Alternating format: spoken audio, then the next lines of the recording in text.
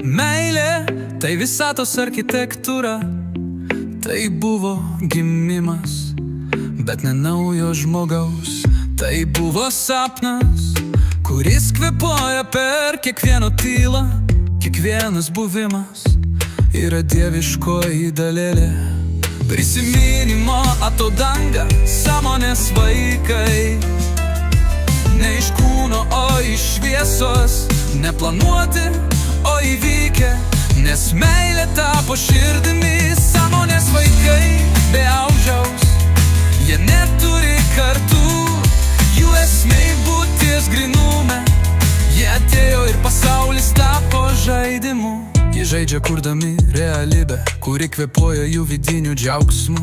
Vienas atsisėdo ant akmens, pažvelgė žmogui į akis.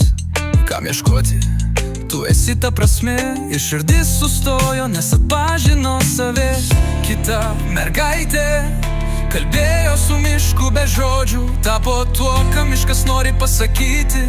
Ir medžiai augo greičiau, gyvūnai priėjo prie jos, kaip prie gyvo šaltinio.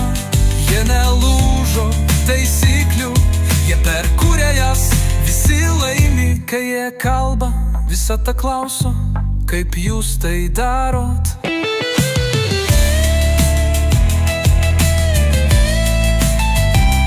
Mes prisimenam, ko jūs dar nepamiršot. Mes esam jūsų svajonės, kurios pagaliau užaugo. Šie vaikai neturi vadų, bet kiekvienas jų vedlys. Kai jie juokiasi, sklaidosi tamsa, kai jie tyli, susiglaudžia visos širdys.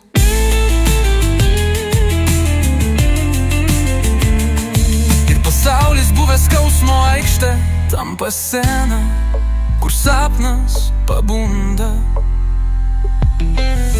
Ir viskas pradeda švytėti.